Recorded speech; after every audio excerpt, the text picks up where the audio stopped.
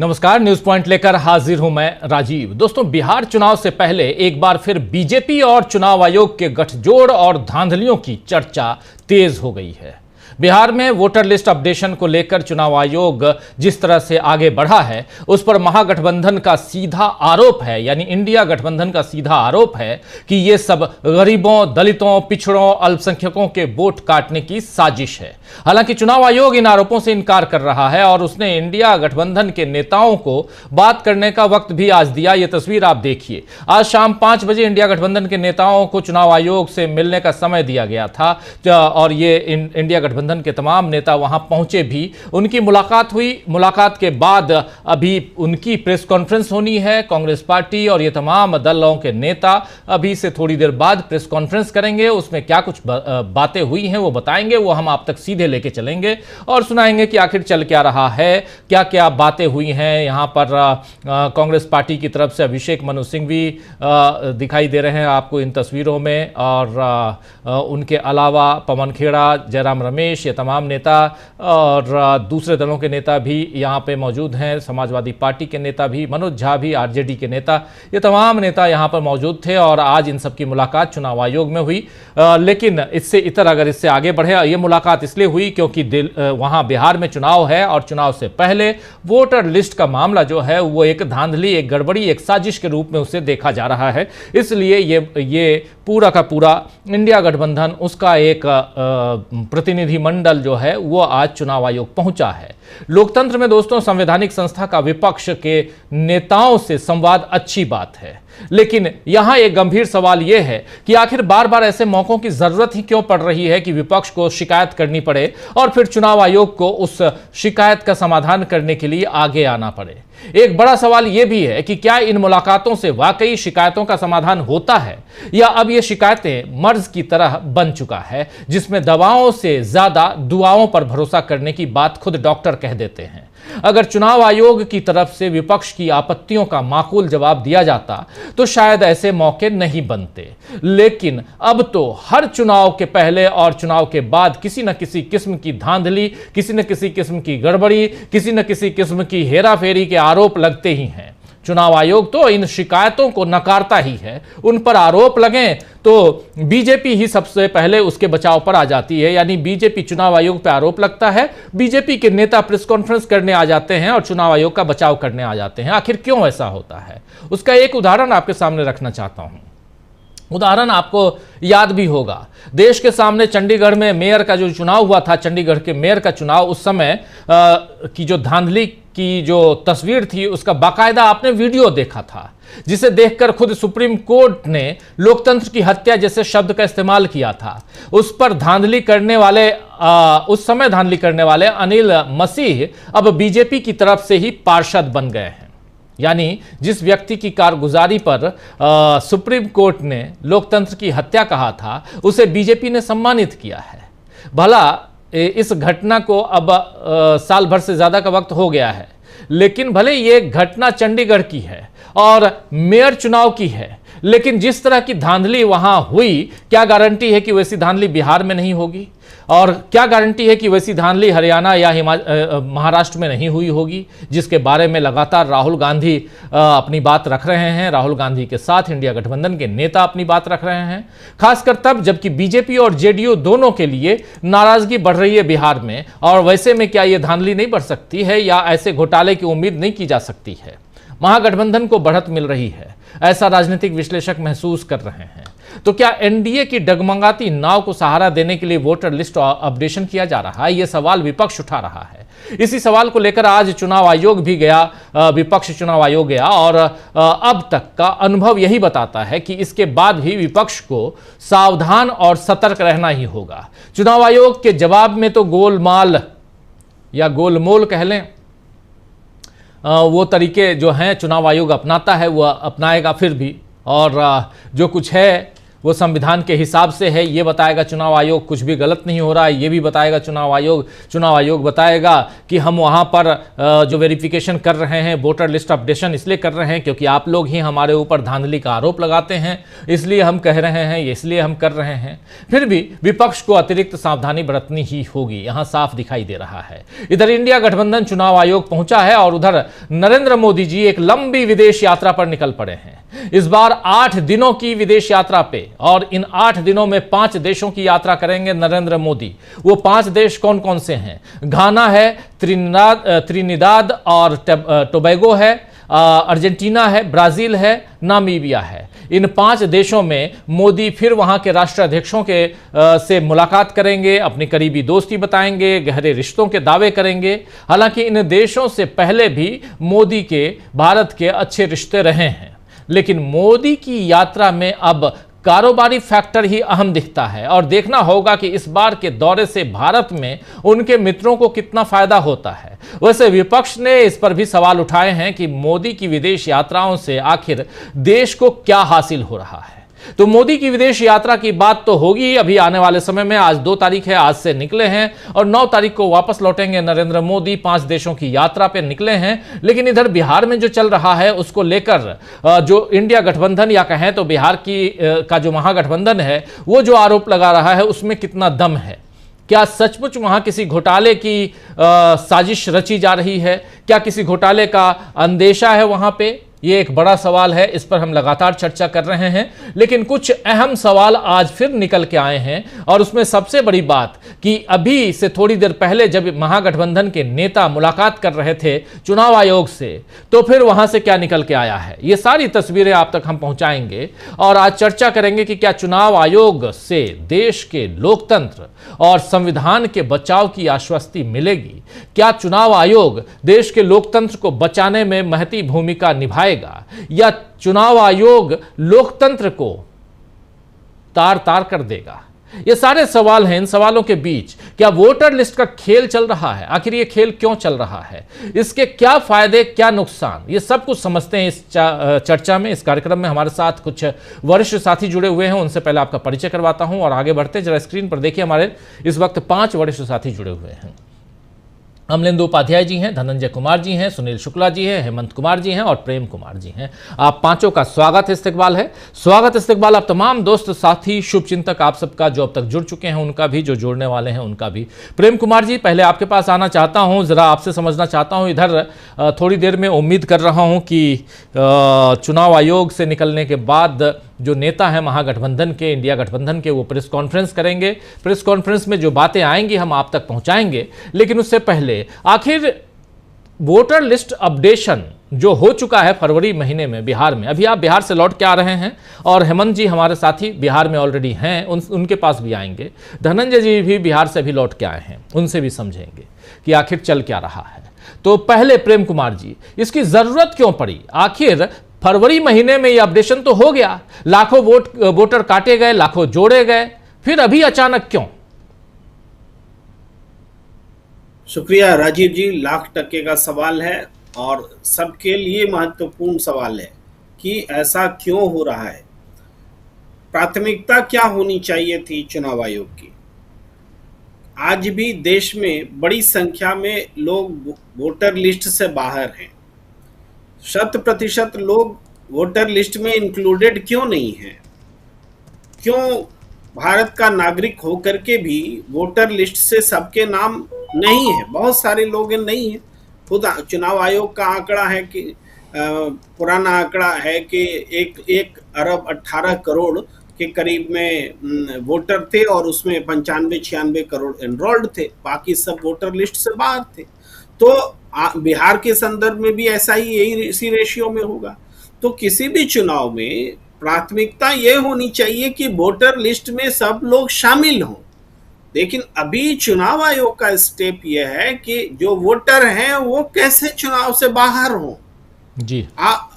चुनाव वोट में दिलाने के लिए भाई जो सामान्य पद्धति भी रही है, कोई वोट देने जाता है तो उनसे एक आइडेंटिफिकेशन का रूल बनाया गया है, उसमें से कुछ भी मिल जाए, ये मिल जाए, ये मिल जाए, ये मिल जाए, वोटर आईडी, पैन कार्ड, फला ढिमका, बहुत सारी चीजें हैं, जो कोई भी आइडेंटिफिकेशन की चीजें हो और आपको वोट देने दिया जाएगा।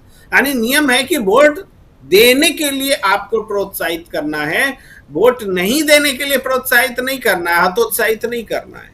तो उसी तरीके से अभी जो चुनाव आयोग नियम लेकर आया, उसके तहत सबके वोटर का सत्यापन करने की बात हो गई। वो तो विपक्ष ने देश में बहुत बवाल हुआ, तब भी जो अब तक चुनाव आयोग कह रहा है कि 4.25 करोड़ के लोग, लगभग लोग जो 2003 में एनरोल्ड थे, उनको उसी आधार पर आज के लोगों को के माँ बाप का सत्यापन हो जाएगा और उनको अलग से प्रयास करने की जरूरत नहीं होगी, अपने माँ पिताजी का सत्यापन नहीं कराना होगा। यही तो है अभी की तत्काल स्थिति। तो प्रश्न यह है कि अब भी सत्यापन करना ही है, लेकिन पुराने वोटर लिस्ट के आधार पर। आखिर इतने साल बाद एक वोटर को अपने माँ बाप का सत्यापन करना पड़े, दादा का सत्यापन करना पड़े, इसके मकसद साफ है कि वोटर लिस्ट से लोगों को कुछ हटाने की एक साजिश है। साफ तौर पर साजिश मैं इसलिए कह रहा हूं क्योंकि इतना कम समय है बिहार के चुनाव में कि इतने कम समय में वोटर लिस्ट का सत्यापन असंभव है। जो असंभव है तो बीएलओ क्या करेगा? बीएलओ टारगेट पूरा करेगा। वो टारगेट कैसे पूरा होगा कि सरकार की मंशा के हिसाब से कुछ लोगों को वोटर लिस्ट से हटा दिया जाए, सरकार की मंशा के हिसाब से कुछ लोगों को वोटर लिस्ट में जोड़ दिया जाए। ये चीजें होंगी तो उसके हिसाब से अगर होगा तो ये चुनाव रह ही नहीं जाता।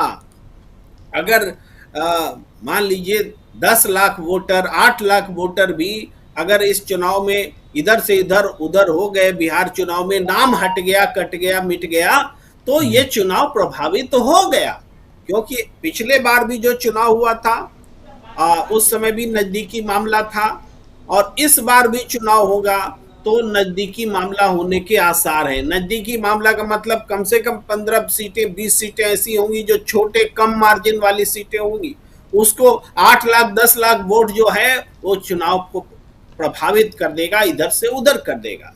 तो क्या अब तक विभिन्न चुनावों में अलग अलग जो पैटर्न दिखा है, बेईमानी के अलग अलग पैटर्न जो खुलेआम दिखे हैं, और ये इधर उधर से नहीं, चुनाव आयोग की ओर शक शुबा पैदा करते हुए पैटर्न दिखे हैं, जिस पर कांग्रेस ने, राहुल गांधी ने लगातार प्रेस कॉन्फ्रेंस की, महाराष्ट्र को लेकर एक से बढ़कर एक सवाल उठाए जिसका जवाब आज तक चुनाव आयोग नहीं दे पाया। लोकसभा चुनाव के समय जो लंबे समय 11-11 दिन बाद तक वोटिंग का पैटर्न नहीं बताया जाता था, कितने वोट हुए, जो कि जबकि सेम डे बताने की परंपरा रही, उस बारे में आज तक सवाल नहीं बताया गया, जवाब नहीं दिया गया कि ऐसा क्यों हुआ। शेरो शायरी सुना करके जवाब को खारिज कर दिया गया। भाई हरियाणा का चुनाव हुआ, दूसरे जगहों पर भी हमने एक अलग अलग पैटर्न देखा, कहीं बहुत सारे खुलासे हुए हैं, पत्रकारों ने किए हैं कि कैसे किसी खास संसदीय क्षेत्र में, किसी खास निर्वाचन क्षेत्र में, विधानसभा क्षेत्र में वोटरों को टारगेटेड तरीके से वोटर लिस्ट से हटा दिया गया और उससे चुनाव परिणाम प्रभावित हुए। जिसके चुनाव आयोग के सामने माथे पर माने रखे गए सबूत है, जिसको वो देखना चाहता नहीं है। तो ऐसे में क्या लगता है चुनाव आयोग वो टूल बनकर के सामने आ रहा है जो पूरे लोकतंत्र का अपहरण कर रहा है। और लोकतंत्र का मतलब क्या है? सिर्फ चुनाव कराना लोकतंत्र है? आजकल तो यही हो गया, 5 साल के बाद में चुनाव हो जाए तो फिर लोकतंत्र जिंदा है। 5 साल तक उसी जनादेश पर जो जी में आए कीजिए, लोकतंत्र जिंदा है। लेकिन अब वो पैटर्न भी, वो बात भी जो चुनाव 5 साल में होते हैं, उस चुनाव पर भी खतरा दिखता नजर आ रहा है। यानी चुनाव एक पाखंड बन करके रह न जाए, ये सबसे बड़ी चिंता का सबब हमारे सामने है। कि चुनाव क्या पाखंड बन करके रह जाने वाला है? चुनाव केवल एक प्रक्रिया का नाम है, उस प्रक्रिया को गलत तरीके से प्रभावित कर दिया जाए और जो सत्ता में है वो कभी सत्ता से बेदखल ही ना हो, या क्या इस दिशा में देश आगे बढ़ने जा रहा है? ये चिंता का सबब है। आज जो प्रतिनिधि विपक्ष के चुनाव आयोग से मिले हैं। तो क्यों मिले हैं? क्योंकि चुनाव आयोग अपनी छवि को बचाने के लिए एक मीटिंग भर कर रहा है और कुछ नहीं है। अगर ये दबाव नहीं होता तो ये मीटिंग भी नहीं होती। ये मीटिंग चुनाव आयोग अपनी छवि को बचाने के लिए कर रहा है, लेकिन हमें देखना है कि वो वास्तव में उन चिंताओं को कैसे लेता है जो विपक्ष जता रहा है। वो चिंता अगर दूर नहीं हुई तो इस मीटिंग का कोई मतलब नहीं है। हम सुनेंगे कि वो मीटिंग के बाद में क्या आश्वासन मिला है उनको, नेताओं को, ये हम सुनना चाहेंगे, देश सुनना चाहेगा। लेकिन हमें जो अभी लग रहा है, अब तक जो चुनाव आयोग ने मीटिंग जब कभी भी बुलाई है उसमें कोई समाधान किसी को मिला नहीं है। जो सवाल उठाए गए हैं वो सवाल आज तक जिंदा है, उन सवालों को एड्रेस नहीं किया गया है। राजीव जी जी बिल्कुल बिल्कुल, आप सही कह रहे हैं। चुनाव आयोग में मीटिंग चल रही है। मीटिंग से निकलने के बाद प्रेस कॉन्फ्रेंस होगी। उस प्रेस कॉन्फ्रेंस में पता चलेगा कि आखिर वहाँ हुआ क्या, बातचीत क्या हुई है, ये हम आप तक पहुंचाएंगे। धनंजय जी, पहले आपके पास आता हूं, फिर हेमंत जी आपके पास आऊंगा। और धनंजय जी, जरा आपसे भी समझना चाहता हूं कि चूंकि आप महाराष्ट्र को भी आपने देखा है, उस चुनाव को भी देखा बहुत नजदीक से, और महाराष्ट्र का असर बिहार पे न पड़े, इसको लेकर विपक्ष थोड़ा यहां पर चिंतित था। लेकिन इसी बीच जो खबर बिहार से आई वो और भी चौंकाने वाली खबर थी, क्योंकि ऑलरेडी फरवरी महीने में जिस वोटर लिस्ट का अपडेशन हो गया, जिसमें लगभग 4 लाख नाम काटे गए थे, 8 करोड़ मतदाताओं की सूची तैयार की गई थी। अब उन्हीं मतदाताओं से यह पूछा जा रहा है कि पहले आप यह साबित कीजिए कि आप भारत के नागरिक हैं या नहीं।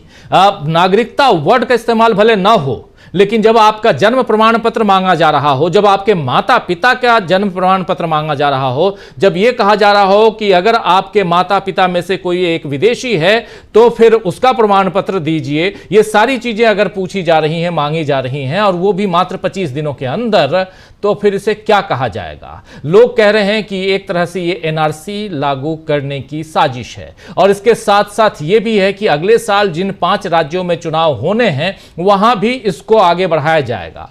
ऐसे में कितना चिंता का विषय है ये वोटर लिस्ट अपडेशन इस ढंग से, जिसमें 2003 का जिक्र बार बार इसलिए आ रहा है क्योंकि 2003 के वोटर लिस्ट को वेबसाइट पे चुनाव आयोग ने डाल दिया है, लेकिन उसमें भी वो चीजें नहीं मिल पा रही हैं जो होनी चाहिए।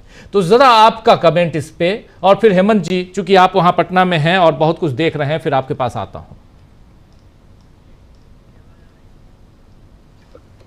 मेरी आवाज आ रही है? जी आ रही है जी। देखिए, उसका नाम दिया उन्होंने स्पेशल इंटेंसिव रिवीजन, विशेष गहन पुनरीक्षण। गहन का अर्थ समझिए, विशेष भी है। 2003 में किनकी सरकार थी वो भी याद रखिएगा। 2003 में किनकी सरकार थी। फिर आप आइए कि ये जो कह रहे हैं अब गहन जो सर्वे ये हो रहा है, पुनरीक्षण हो रहा है, उसमें डॉक्यूमेंट क्या है वो भी मैं आपको बताता चलूं। पासपोर्ट है, जन्म प्रमाण पत्र है, SC ST प्रमाण पत्र है, 2003 की वोटर लिस्ट में माता या पिता का नाम है, पेंशन भुगतान आदेश है, निवास प्रमाण पत्र है, भूमि आवंटन प्रमाण पत्र है, स्थानीय निकायों का द्वारा जारी किया गया परिवार रजिस्टर है, राष्ट्रीय नागरिक रजिस्टर है। अब नागरिक रजिस्टर बना हुआ है बिहार में, ये मुझे नहीं पता है। स्थानीय निकायों द्वारा कौन परिवार रजिस्टर होता है ये भी मुझे नहीं पता है। मैं जान रहा हूं कि 2 महत्वपूर्ण यहाँ पे कागज मुझे दिखाई पड़ रहा है, एक जन्म प्रमाण पत्र, एक निवास प्रमाण पत्र। जन्म प्रमाण पत्र और निवास प्रमाण पत्र 2 महत्वपूर्ण डॉक्यूमेंट के तौर पर ये देख रहे हैं। बताइए नकली बनती हो, दोबारा दोहरा दे रहा हूँ, डिग्री जहां नकली हो, दिखाने में शर्म आए कि पता नहीं फिर पकड़ लिए जाए, उस देश में जन्म प्रमाण पत्र, निवास प्रमाण पत्र कौन बनाता है? निवास प्रमाण पत्र बनाता है वीडियो बनाएगा या बनाएगा, मतलब ब्लॉक से बनेगा या अनुमंडल से बनेगा, 2 ही जगह से बनेगा। जन्म प्रमाण पत्र बनेगा कहाँ से? अस्पताल से बनेगा जहां पैदा हुए हैं आप, या आप जो है जो 10th का सर्टिफिकेट है उसको माना जाएगा। और तीसरा उपाय है कि वार्ड मेंबर या जो ग्राम सभा की मीटिंग होती है उसमें मुखिया बताएगा कि हाँ ये इतने समय में इनकी उम्र ये हुई थी। ये 3 तरीका है जन्म प्रमाण पत्र पाने का। अब ये बताइए कि जो इंटेंसिव पुनरीक्षण हो रहा है वो कौन जांच करेगा? कौन होगा वो जांचने वाला? क्या वो ये रिश्वत प्रूफ है? क्या वो रिश्वत प्रूफ है? कौन गारंटी लेगा रिश्वत प्रूफ है? कौन गारंटी लेगा कि जो जांच कर रहा है उसकी डिग्री कितनी सही है? अब क्या हो, खेला क्या करना चाह रहे हैं ये लोग? ये खेल ये करना चाह रहे हैं कि 26 जुलाई तक ही ये फॉर्म भरा जाना है और तमाम लोगों को फॉर्म भरना है। जो 2003 में जिनका नाम है उनको भी फॉर्म भरना है। डॉक्यूमेंट भले नहीं देना है, फॉर्म भरना है। फॉर्म BLO वो जो है बांट दिया, सबको जाके दे आया। आज ही हिंदू में स्टोरी छपी हुई है, बॉटम स्टोरी आप पढ़िए, उसमें लिख रहा है गांव की वो पूरी रिपोर्ट लाई कि वो समझ में नहीं आ रहा। बिहार में 40% लोग निरक्षर है, निरक्षर। मोदी जी की तरह एंटायर पॉलिटिकल साइंस पढ़ा हुआ नहीं है, निरक्षर है वो। अब उसको फॉर्म भरना है। आप जानिए कि कोई भी डॉक्यूमेंट भरना होता है, उसको भरने के लिए स्पेशल लोगों की सहायता लेनी पड़ती है, पढ़े लिखे लोगों को। अगर जाति प्रमाण पत्र भी आपको बनवाना हो तो आप पूछना पड़ता है साइबर कैफे में जाकर कि भैया ये कैसे भरें। फिर वो भर देंगे फॉर्म, फिर किसको देंगे? BLO को देंगे। फिर जो 2003 1 जनवरी 2003 के बाद के जो जन्मे लोग हैं, जिनके माता पिता का नाम नहीं था उस कार्ड इसमें, उनको देना है सर्टिफिकेट। सब सर्टिफिकेट अपलोड किया जाएगा। अपलोड कौन करेगा? अपलोड करने के बाद उसकी जांच कौन करेगा? ये सारे सवाल के घेरे में जो जांच करेगा, क्या वो करप्शन प्रूफ है? फिर एक और सवाल मैं उठा रहा हूं, मैं खाली सवाल उठा रहा हूं आपके जी। जो नोटबंदी हुई थी, नोटबंदी में मोदी जी ने क्या कहा था? नोटबंदी में काला धन बाहर आ जाएगा, जो नकली नोट है वो चलन से बाहर हो जाएगा, आतंकवाद की कमर टूट जाएगी, यही जो कैश फ्लो है ज्यादा है उसको हम कम कर देंगे। ऐसा कुछ हुआ क्या? काला धन निकला क्या? नकली नोट चलन से बाहर हो गए क्या? आतंकवाद की कमर टूट गई क्या? वो प्रधानमंत्री जी ने ये भी कहा था कि हम चौराहे पे आएंगे, कहीं इसी चौराहे पे प्रधानमंत्री मिले आपको। 50 दिन की जगह पे जो है इतने हो गए। उस किस आधार पे किया था? वो वही आधार था जैसे ईरान पे हमले करने का आधार अमेरिका ने चुना, इजराइल ने चुना, जैसे इराक पे हमले करने का आधार चुना था उसने, जैसे हमने कहानी पढ़ी है कि और भेड़िया ने मेमने से कहा मैं तुम्हें खा जाऊंगा। ये पूरी कोशिश ये है कि बिहार में इनको पता है कि सामाजिक न्याय की लड़ाई बहुत मजबूत लड़ाई है। मोदी जी के आने, राजनीति में आने से पहले से लड़ाई चल रही है, 60s के दशक से लड़ाई चल रही है ये। और इसीलिए नीतीश कुमार ने किसी समय कहा था कि अमित शाह को पता है कैसे राजनीति हुई देश में। अब नीतीश कुमार को आपने किडनैप कर लिया है, उनकी पार्टी को हाईजैक कर लिया या किडनैप कर लिया है, उससे क्या होगा? क्या बिहार की जनता को किडनैप कर लोगे आप? आप एक और बताओ, अगड़ा पिछड़ा इतना ताकतवर है बिहार में कि जहां अगड़ों का बहुल है वहां तो आप बदमाशी कर पाओगे, लेकिन क्या जहां पिछड़ों का बहुल है वहां भी ये बदमाशी हो पाएगी? और अगर होगी, जो 30 सितंबर को निकलेगा, जब मतदाता सूची 30 सितंबर को बाहर आएगी, 30 सितंबर को मतदाता सूची जब बाहर आएगी तब पता चलेगा किसका नाम है किसका नाम नहीं है, तब क्या होगा? ये बड़ा सवाल है। कुल मिलाकर के बिहार में चुनाव आयोग ने जो है वो अपना पांव आग के ऊपर रख दिया है। ये मत भूलिए, ये गुजरात नहीं है बिहार कि सब जो है वो रिश्वत के घेरे में फंस जाएंगे। वहां ईडी सीबीआई बहुत नहीं काम करेगा, और ईडी सीबीआई लेके आएंगे तो सबसे ज्यादा आपके नेता फंसेंगे। तो बिहार में जो ये कर रहे हैं, राजनाथ सिंह को क्यों भेजा है? आप इसको भी समझिए कि राजनाथ सिंह क्या करने गए वो? राजनाथ सिंह को समझने गए कि क्या हो सकता है। पहले जो कहा था चुनाव आयोग ने और 30 जून को जो चुनाव आयोग ने कहा, उन दोनों में अंतर है। पहले कहा था सबको करना होगा, 30 जून को कहा नहीं 2003 तक में जो है उनको नहीं करना होगा। तो ये सारे बदलाव क्यों आ रहे हैं? इनकी कोशिश है कि मुस्लिम वोट, यादव वोट, पिछड़े अति पिछड़े वोट, खास करके देखिए जो चमारों के वोट है, जो कुर्मियों के वोट है, जो यादवों के वोट है, तो इनके मुसलमानों के वोट है, ऐसे काम किए आवाज आपकी चलने चली वाला गई। ऐसा मुझे दिखाई पड़ता है। जी जी जी जी जी हेमंत जी, आपके पास आना चाहता हूं जरा। हेमंत जी, लेकिन चल क्या रहा है वहां पटना में, बिहार में? सब आराम से हो रहा है? सब लोग आराम से बिल्कुल जो फॉर्म है वो भर रहे हैं, या विरोध भी हो रहा है? राजीव जी धन्यवाद। बिहार आज की तारीख में बहुत ही खतरनाक मोड़ पर खड़ा है और बिहार का जो भविष्य है वो पूरे देश का भविष्य तय करेगा। और ये आज संकट बिहार पर है और मैं समझता हूँ कि ये संकट पूरे देश के लिए आने वाला है। यह एक ऐसे खतरे की घंटी है जो जिसकी आवाज़ अनुगूंज सुनाई दे रही है और वो पूरे देश पर वो खतरा छाने वाला है। तो मुझे लगता है कि आज की तारीख में ये देश का आपद धर्म है कि देश इस मसले पर इसको सिर्फ बिहार का ही नहीं बल्कि पूरे देश का मसला समझ करके इस देश का जो देशभक्त मीडिया है, जो जनता के पक्ष में खरा मीडिया है और जो इस देश के बाकी जो तरक्की पसंद और लोकतंत्र पसंद लोग हैं उनके लिए ये चुनौती है कि इसको कैसे रोका जाए। क्योंकि ये पूरी की पूरी जो परियोजना है वो है कि बिहार के लगभग 3-4 करोड़ मतदाताओं को मताधिकार खत्म किया जाए, उनको मताधिकार से वंचित कर दिया जाए। तो ये जो संकट है ये संकट साफ साफ लोकतंत्र को लेकर के और जो संविधान ने जो लोगों को एक वोट का अधिकार दिया हुआ है उस पर संकट है सीधा सीधी। देखिए राजीव जी, संविधान में सबको बराबरी का अधिकार मिला, सबको एक वोट का अधिकार मिला, लेकिन उस एक वोट के अधिकार को जमीन पर हासिल करने के लिए बहुत मशक्कत करनी पड़ी है, बहुत लंबी लड़ाई चली है। लगभग मैं समझता हूँ कि इस देश में आज़ादी के बाद कम से कम ये लगभग 40 साल 45 साल गुजर गए थे कि जब लोगों को अपना मताधिकार अपने मन से अपनी स्वेच्छा से प्रयोग करने का अवसर मिला।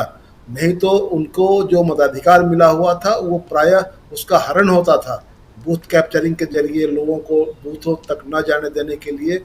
तो लोगों ने बहुत ये खून पसीना दे करके ये अधिकार हासिल किया है और ख़ास करके जो दलित पिछड़ा समाज है, जो अल्पसंख्यक समाज है, जो गरीब तबका है, उन लोगों के लिए जो मताधिकार है वही एक ऐसा अधिकार है जो इस जो पार्लियामेंट्री डेमोक्रेसी है उसमें उसको एक अवसर देता है चुनने और चुने जाने का अधिकार, सरकार बनाने और सरकार गिराने का अधिकार। तो इस अधिकार पर आज की तारीख में संकट पैदा हो गया हुआ है और यह जो संकट है बड़ा संकट है, ये लोकतंत्र का संकट है और यह संकट ये सत्ता प्रायोजित संकट है। ये चुनाव आयोग के द्वारा जो सरकार के साथ उनका संशय है उस संशय के जरिए ये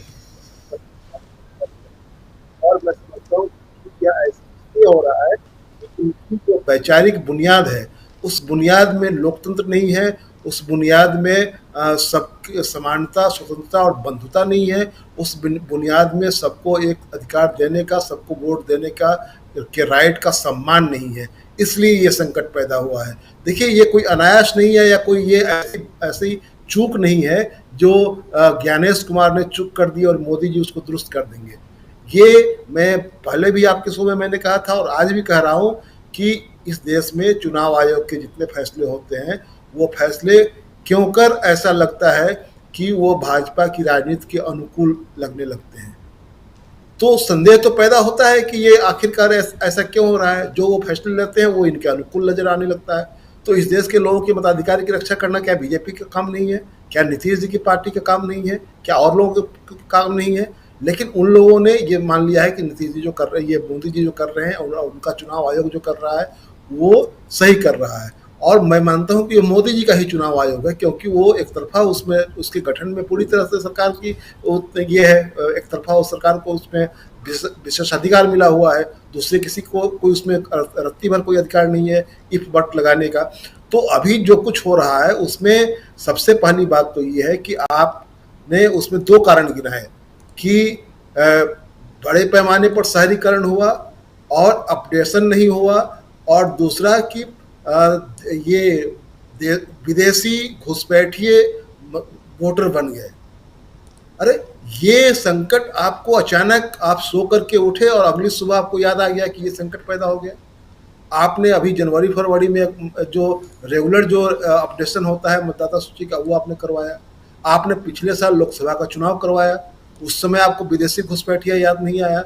उस समय आपको याद नहीं आया कि बड़े पैमाने पर बिहार में शहरीकरण हुआ है तो लोगों का विस्थापन हुआ है यहाँ से वहाँ, तो उसको ठीक करना है। जो डेटा है उसको अपडेट करना है। तो ये सब एक बहाना है। अगर ऐसा नहीं रहता तो क्या इनको समझ में नहीं आती है बात कि जब इतना बड़ा निर्णय आप लेने जा रहे हैं, जो खुद कह रहे हैं कि 2002 में हुआ, उसके बाद ये अब होने जा रहा है। तो 22-23 साल के बाद जो निर्णय होने जा रहा है, उस निर्णय पर आपने पार्टी मीटिंग बुलाई, क्या उसमें लोगों से बातचीत किया आपने? ऐसा कुछ नहीं हुआ। तो कुछ नहीं हुआ। और अब क्या हो रहा है उसमें? अब जिन चीजों को लेकर के आप बात कर रहे हैं कि आप 1987 से पहले पैदा हुए, आप उसके बाद 2004 से पहले पैदा हुए, 2004 के बाद पैदा हुए, ये सारे जो डॉक्यूमेंट आप उसके आधार पर मांग रहे हैं। सबसे पहली बात कि आप कहते हैं कि जो भी वोटर लिस्ट में जिसका भी नाम जुड़ेगा उसका भौतिक सत्यापन बीएलओ करेगा। जो लोग बिहार से बाहर 6 महीने के लिए, साल भर के लिए रोजी रोटी कमाने के लिए मौसमी मजदूर के रूप में, मौसमी कारीगर के रूप में जाते हैं, वो घर लौटते भी हैं, वोट में भी शामिल होते हैं, उत्सव पर्व त्यौहार में भी शामिल होते हैं। क्या वो सारे लोग अपना भौतिक सत्यापन कराने के लिए आ जाएंगे? क्योंकि नियम उसमें है साफ साफ कि 3 बार अगर आपके घर पर बीएलओ गया, अगर वो आप नहीं मिले तो आपका नाम मतदाता सूची में नहीं जुड़ेगा, उसके योग्य आप नहीं माने जाएंगे। एक तो पहली शर्त में ही आप बहुत सारे लोग गायब हो जाएंगे। तो क्या सारे लोग काम धंधा छोड़ करके आ जाएंगे यहाँ मतदाता सूची में नाम दर्ज करवाने के लिए? तो ये जो स्थिति है उसमें एक ऐसी स्थिति पैदा की जा रही है जिसमें समाज का जो सबसे कमजोर तबका है, जो सबसे दलित तबका है, जो सबसे उपेक्षित तबका है, उसका वोटिंग राइट खत्म हो जाए और इस आधार पर खत्म हो जाए कि आपने डॉक्यूमेंट नहीं दिया है। तो ये जो है ये एक बड़ी राजनीतिक साजिश मुझे है इसमें साफ साफ दिखाई दे रही है। क्योंकि अगर ऐसा नहीं था तो आपने कोई विचार विमर्श के नहीं किया। आपने 24 तारीख को नोटिफिकेशन जारी किया, 25 तारीख से इसको लागू कर दिया आपने।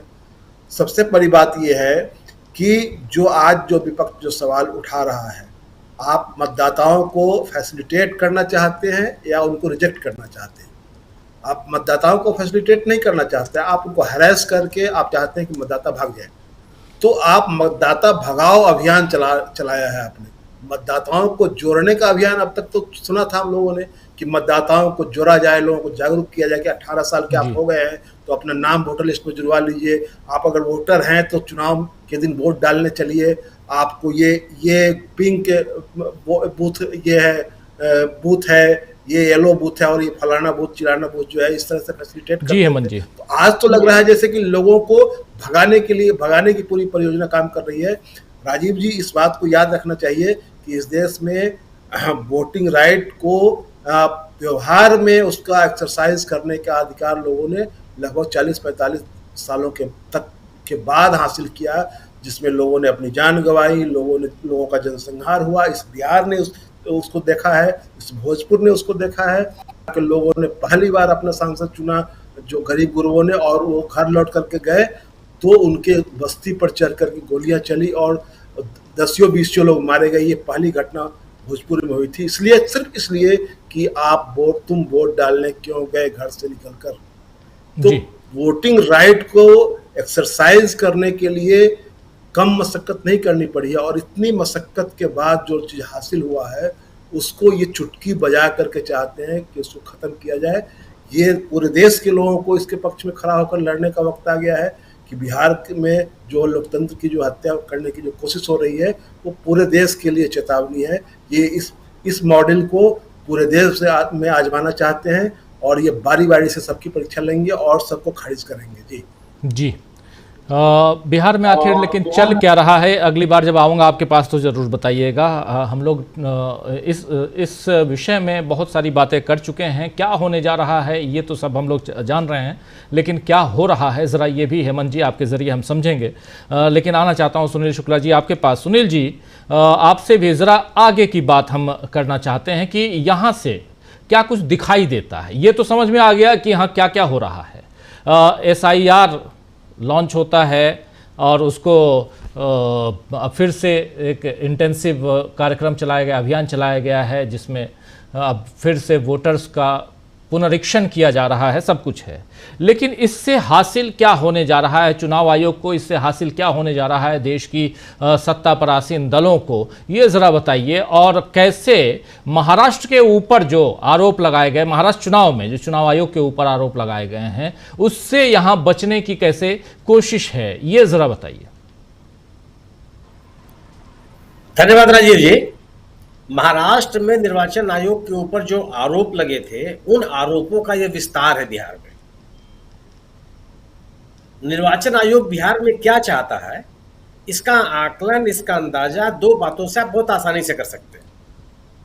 मुख्य निर्वाचन आयुक्त ने क्या कहा है कि जो जहां रह रहा है वहां मतदाता सूची में शामिल हो, वहां शामिल ना हो जहां उसका घर है या जहां उसका मकान है। अगर बिहार का कोई नागरिक रोजगार के संदर्भ में श्रीनगर में रह रहा है, गैंगटोक में रह रहा है, लुधियाना में रह रहा है, तो वहां मतदाता हो बने। अगर उसका मकान है, उसके पैतृक संपत्ति है, उसके रिश्तेदार नातेदार बिहार के मुंगेर में है या डुमराव में है या बक्सर में है या सीतामढ़ी में है, वहां ना हो। क्या पर्पज है इसका? जो जहां रह रहा है, क्या उसको हम मतदाता बना रहे हैं? कोई प्रक्रिया आपने शुरू की? दूसरी चीज कि अगर आपको पूरे देश में एक विशेष सघन पुनरीक्षण अभियान मतदाता सूची का चलाना ही है, तो आप पहले उन राज्यों में क्यों नहीं चलाना शुरू किए जहां चुनाव साल भर बाद या 1.5 साल बाद होने हैं?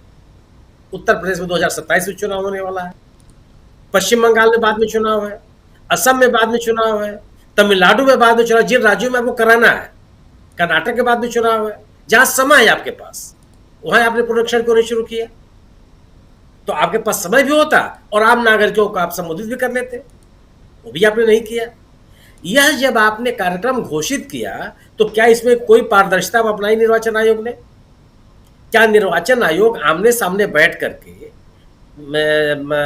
राजनीतिक दलों के साथ, सिविल सोसाइटी के साथ कोई वार्ता किया? लोगों के मन में जो संदेह थे उसको दूर करने की कोशिश की, या उनको एकदम रेसा रेसा साफ करने का प्रयास किया? बिहार में यह निर्वाचन आयोग अब तक विभिन्न राजनीतिक दलों के साथ दर्जनों बैठक कर चुका है, और उस किसी एक बैठक में से नाम लिया कि इस सघन पुनरीक्षण अभियान चलेगा और इसके ये तरीके अपनाए जाएंगे, नहीं किया। और अचानक अगर आप इस निर्णय को लेकर के चले आए और ये लागू कैसे हो जाएगा? यह बात जो कही जा रही है, यह भी अधूरी बात है कि जो कुछ 60% मतदाता ऐसे हैं जिनको इस पुनरीक्षण अभियान से शामिल हटा दिया गया। बिल्कुल नहीं। 8 करोड़ मतदाताओं में से 8 करोड़ को अपने अपने कोई ना कुछ अभिलेख लगाने हैं। कुछ नहीं लगाना है तो 2003 के मतदाता सूची में उसका नाम है, यही डाउनलोड करके उसको लगाना है। एक भी मतदाता ऐसा नहीं है जिसको कोई ना कोई अभिलेख न देना हो। क्या 8 करोड़ मतदाताओं के जो अभिलेख हैं आप इतने कम समय में जमा कर लेंगे? ये प्रक्रिया पूरी हो जाएगी? किस बिना पर आपने अभियान शुरू किया? और उस राज्य में आप 8 करोड़ लोगों से अभियान चला रहे हैं जहां पे साक्षरता की दर क्या स्थिति है, भूमिहीनों की क्या स्थिति है, विस्थापन का क्या स्टैंडर्ड है, कितने लोग के पास पासपोर्ट है उस राज्य में, कितने लोग ऐसे हैं जो भूमिहीन हैं और केवल रोजी विस्थापन पर जी रहे हैं। बिहार मानव विकास के इंडेक्स में सबसे निचले स्तर पर रहने वाला राज्य है। यह इन सरकारों की देन है, पिछले 20 साल से जो सरकार रह रही है। और आप वहां उन लोगों से उम्मीद कर रहे हैं आप कि ये अभिलेख आप दीजिए। जो एक प्रमुख अभिलेख लोगों के पास होता है उसको आपने किनारे कर दिया, वो है राशन कार्ड और आधार कार्ड। क्यों कर दिया आपने? किन नियमों के तहत आपने हटा दिया? और आप कह रहे हैं कि आप जन्म तिथि का प्रमाण पत्र ही लोगों के पास मिलना मुश्किल है। आप बिहार राज्य में संस्थागत प्रसव की व्यवस्था कब से शुरू हुई? कोई और आज तक क्या उस संस्थागत व्यवस्था हो पाई है? अगर कोई व्यक्ति हाई स्कूल पास है तो हो सकता है कि उसके पास उसके मार्कशीट में लिखा हो कि इसका जन्मदिन कौन है, लेकिन जन्म स्थान कहां से मिलेगा? और जन्म स्थान डोमिसाइल सर्टिफिकेट मिलता है तहसील से। तहसील का भी जो लेखपाल रिपोर्ट लगाएगा तब लगाएगा जब आप उसको कोई डॉक्यूमेंट देंगे। डॉक्यूमेंट कहां से दे देंगे आप? जिस घर में आप रह रहे हैं उस घर का ही कोई डॉक्यूमेंट आपके पास नहीं है, होता ही नहीं किसी के पास। अगर शहरी इलाकों को छोड़ दीजिए तो ग्रामीण इलाकों में होता नहीं है। अगर कोई आप अभिलेख नहीं देंगे तो वह राजस्व विभाग का आदमी आपको डोमिसाइल कैसे दे देगा? अगर डोमिसाइल, क्या डोमिसाइल उपलब्ध कराने का कोई अभियान चलाया बिहार सरकार ने? चलिए जरा रोकना चाहता हूं, जरा चुनाव आयोग से निकलकर प्रेस कॉन्फ्रेंस कर रहे हैं अभी अभिषेक मनु सिंघवी, जरा सुन लेते हैं क्या कह रहे हैं। कि सिर्फ जो पार्टियां हैं उनके अध्यक्ष या उनके हेड जा सकते हैं, ये संभव नहीं है, ये प्रैक्टिकल नहीं है, ये कभी पहले नहीं हुआ। हम लोग सब लगभग 20 वर्ष से, मैं खुद कई डेलीगेशंस लेके आया हूँ। ऐसा प्रतिबंध लगाना मतलब ये होगा कि जो वार्तालाप आवश्यक है गणतंत्र में, राजनीतिक पार्टियों और उनके रिप्रेजेंटेटिव्स और चुनाव आयोग के बीच वो हो ही नहीं सकता। दूसरा, हम लोग सब सूची देकर, नाम देकर जाते हैं। कोई ऐसा व्यक्ति जो किसी रूप से अधिकार क्षेत्र नहीं रखता है जाने का, वो नहीं जाता है अंदर। इसलिए इस प्रकार से बाध्य करना कि हर पार्टी का सिर्फ 2 व्यक्ति अलाउ होगा। आज आप देखें, बड़ा दुर्भाग्य है कि 11 पार्टी हैं, तो अगर 2 लोगों का नियम भी देखा जाए तो 22 लोग अंदर जाने चाहिए।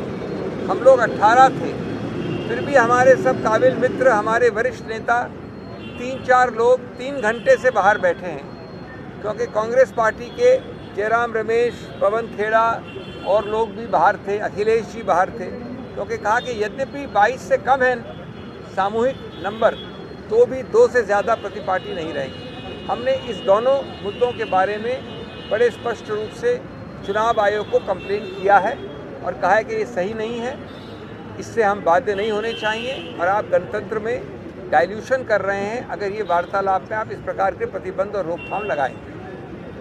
अब हम आते हैं जो मुख्य मुद्दा है जिसके बारे में हम गए थे, जिस पे लगभग 2.5-3 घंटे से वार्तालाप चल रहा है। सभी लोग बोले, मैं सिर्फ बिंदु आपके सामने रख रहा हूँ। पहला बिंदु जो हमने रखा वो ये था कि 2003 से आज 22 साल निकल गए हैं, कम से कम 4-5 चुनाव बिहार में हो चुके हैं। क्या वो सब चुनाव गलत थे? क्या वो सब चुनाव नियम के अनुसार नहीं थे? दूसरा मुद्दा, अगर आपको ये SIR रिवीजन, इंटेंसिव रिवीजन करना था, तो ये अचानक लगभग जून के अंत में घोषणा कैसे की? पहली बार ये निर्णय कैसे और क्यों लिया? मान भी लिया जाए कि SIR की आवश्यकता है, तो उसको जनवरी, इस चुनाव के बाद, दिसंबर-जनवरी के बाद इत्मीनान से, व्यापक रूप से, बहुत ध्यान से किया जा सकता था। आज आपने लगभग 1 महीना जुलाई दिया इस बड़े भारी भरकम काम के लिए। 7.25 करोड़ इलेक्टर्स के विषय में 1 महीने का एन्यूमरेशन है। उसके बाद जो भी कुछ चीज़ें करनी हैं, चुनौतियां देनी हैं, ठीक ठाक करना है, उसके लिए 2-3 महीने और हैं। जब 2003 में आपने किया था तो उसके 1 वर्ष बाद राष्ट्रीय चुनाव था, 1 वर्ष 12 महीने बाद। जब 2003 में आपने किया था तो उसके 2 वर्ष बाद असेंबली का चुनाव था। इस बार आपके पास मात्र महीना, 1.5 महीना है। ये इतने बड़े काम के लिए सही नहीं है। नंबर 3, जो आप दस्तावेज मांग रहे हैं, पिछले 1 दशक से हर चीज़ के लिए आप आधार मांगते हैं, हर चीज़ के लिए आप राशन कार्ड या आधार का कॉम्बिनेशन देखते हैं। आज पहली बार आप ये कह रहे हैं कि आपका जो चुनाव में इलेक्टोरल रोल में नाम है वो नहीं माना जाएगा अगर आपके पास बर्थ सर्टिफिकेट नहीं होगा, और एक कैटेगरी, एक श्रेणी में वो जन्म का दस्तावेज आपके पिताश्री और माताश्री का भी होना चाहिए अगर आप 1987 से 2012 के बीच में पढ़ते हैं। तो हमने कहा कि कितने लाखों करोड़ों लोग हैं ऐसे बिहार में, अल्पसंख्यक, गरीब, जो लोग लेबर करने बाहर जाते हैं, जो बाढ़ से पीड़ित हैं, जो पिछड़े वर्ग हैं, वो क्या अगले 2 महीने 3 महीने तक भाग दौड़ करते रहेंगे ऐसे दस्तावेज लेने के लिए?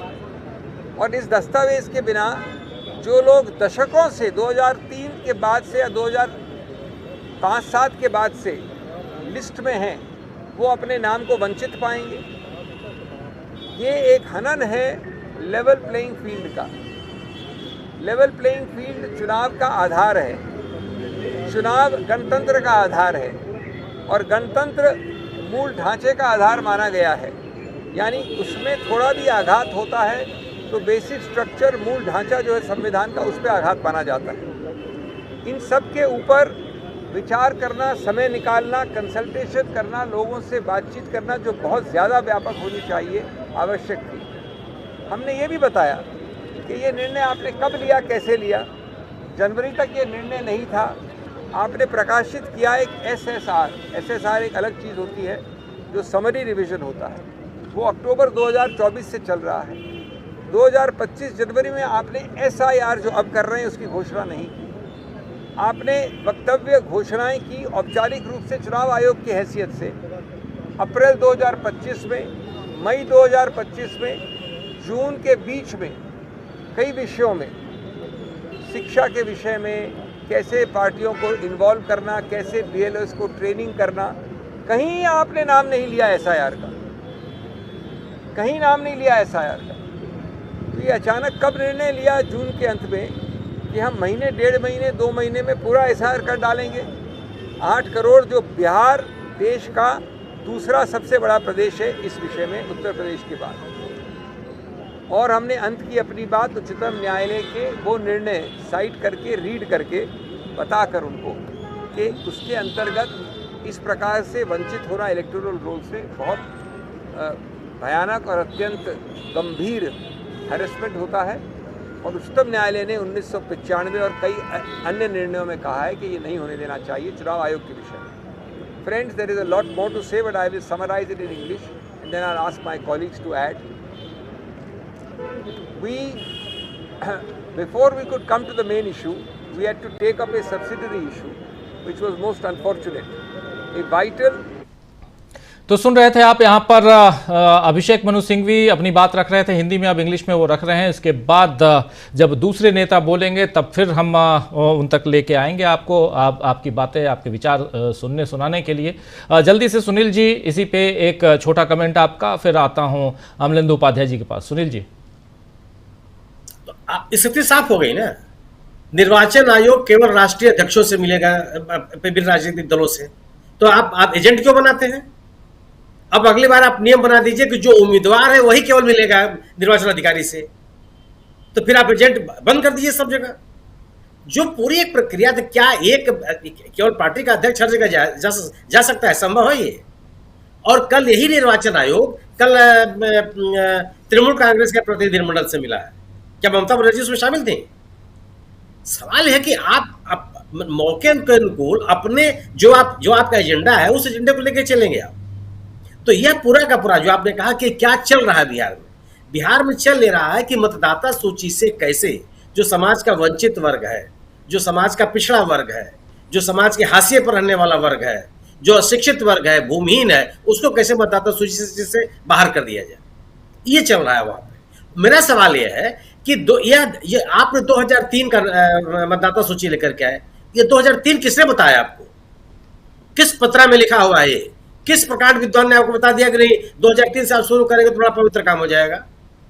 इसी तरह से आप मुझे ये बता दीजिए कि 1987 का नाम आपने कैसे ले लिया? ये कौन सा कैलकुलेशन है? 1987 का उल्लेख आपने किस गणना के आधार पर किया? ये 1947 क्यों नहीं है? ये 1950 क्यों नहीं है? ये 2024 क्यों नहीं है? ये 1987 क्यों आया? 1987 इसलिए आया कि नागरिकता कानून में 1987 का उल्लेख है। तो आप मतदाता सूची को अद्यतन करने के नाम पर बिहार में नागरिकता कानून लागू कर रहे हैं, जिसको कहने का साहस आपके पास नहीं है। नागरिकता कानून को लागू कराने का अधिकार या मैंडेट निर्वाचन आयोग के पास नहीं है, यह गृह मंत्रालय का काम है। आप उसके तहत जो आपको कराना होगा उससे आप करेंगे, लेकिन आपने उसका आधार ले लिया, निर्वाचन आयोग के पास दे दिया। आप 1987 क्यों भाई? आप कहिए कि 1947 के पहले जो पैदा हुआ है इसका नाम क्यों लेकर के आया?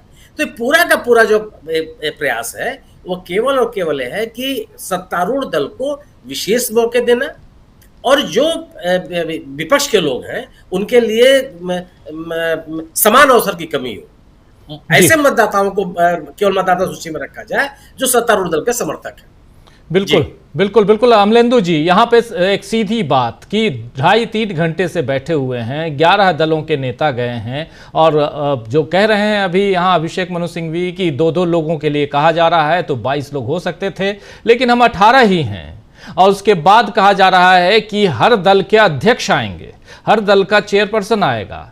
इसका मतलब है कि साफ साफ जो बात यहाँ पर सुनील शुक्ला जी कह रहे हैं, यहाँ पर जो एक जो स्थिति, जो हालात हैं वो विपक्ष के लिए कुछ और हैं और सत्ता पक्ष के लिए कुछ और हैं, या सत्ता पक्ष के करीब वालों के लिए कुछ और हैं। कल हमने देख लिया। इस पर आपकी टिप्पणी?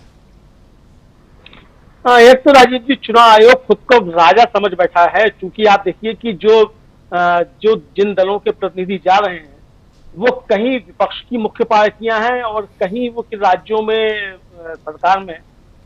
और चुनाव आयोग साहब जो एक अधिकारी होता है और उसको चुना जाता है, वो आदेश दे रहा है कि अध्यक्ष जो है वो आकर के मिलेंगे, उससे केवल बाकी लोग नहीं मिलेंगे। यही सबसे बड़ी लोकतंत्र के ऊपर कुठाराघात है कि लोकतंत्र में जो सबसे ज्यादा बड़े स्टेक होल्डर्स हैं उनको एक जो बड़े संस्था जो उसको संचालित करती है वो कह रही है कि स्टेक होल्डर्स आकर नहीं मिल सकते हैं, उनके सिर्फ मुखिया आकर मिल सकते हैं। तो यही है राजीव, मुझे लगता है कि इसको लेकर सुप्रीम कोर्ट जाना चाहिए, सुप्रीम कोर्ट से पूछना चाहिए कि सुप्रीम कोर्ट महोदय, आप अगर संविधान के कस्टोडियन हैं तो ये बदमाशी कैसे दे रहा है चुनाव आयोग। मैं यही शब्द इस्तेमाल करूंगा जी। और फिर कहूंगा कि चुनाव आयोग, क्योंकि अब तो वोटर कार्ड अगर बनवाना हो, अगर आपको मतदाता सूची में खुद को शामिल करवाना हो तो आपको सिर्फ मतलब इससे आधार कार्ड से काम नहीं चलेगा, जो अभी तक आधार को हर जगह जोड़ रहे थे। राशन कार्ड से काम नहीं चलेगा, क्योंकि आधार कार्ड, राशन कार्ड अब तो कूड़ेदान में डाल दीजिए, फिर इसकी जरूरत क्या है। और आपके पास आधार कार्ड है तो आप उसके जरिए सब कुछ कर सकते थे। पहले इसी आधार कार्ड को यही बीजेपी इसके खिलाफ बातें करती थी। इसके खिलाफ कितना कैंपेन चलाया गया जब यूपीए की सरकार थी इसी आधार के लिए। उसके बाद आधार को सिर पे बैठाए, हर चीज में आधार जोड़ा गया, और अब मतदाता सूची के लिए आधार मान्य नहीं है। ये एक सबसे बड़ा यहीं पे, और इसको चुनौती दी जा सकती है। बिल्कुल अभिषेक मनु सिंघवी जो बातें यहाँ रख रहे हैं, हो सकता है शायद चुनौती दी जा सकती हो, लेकिन इंपॉर्टेंट पहलू एक बार फिर ले चलता हूँ वहाँ चल क्या रहा है प्रेस कॉन्फ्रेंस में, और उसके बाद सीधे आता हूँ प्रेम कुमार जी आपके पास। आपसे भी थोड़ा इसी मसले पे बात करेंगे, लेकिन गंभीर मसला है, इस पे चर्चा होनी चाहिए। जरा सुनते हैं क्या हो रहा है। We have said that upwards of 2.5 or 3 crore persons, let us assume the minimum figure of 2 crore people, may be disenfranchised by this exercise. Is this to be done in 2 months? Suddenly before the election?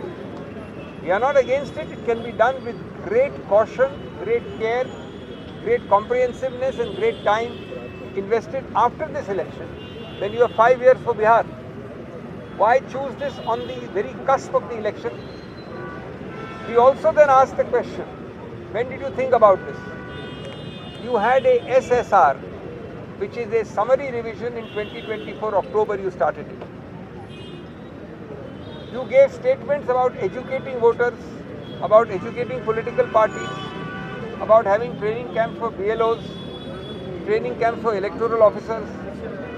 You said so in the published Election Commission statements of January, April and May, and finally in middle of June you gave a statement. Till middle of June, in all these statements you never mentioned SIR. Not once.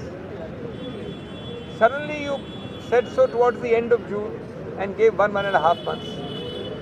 This is a vital part of fair and free elections, and you cannot spring this in this short a time for such a huge mammoth electoral exercise.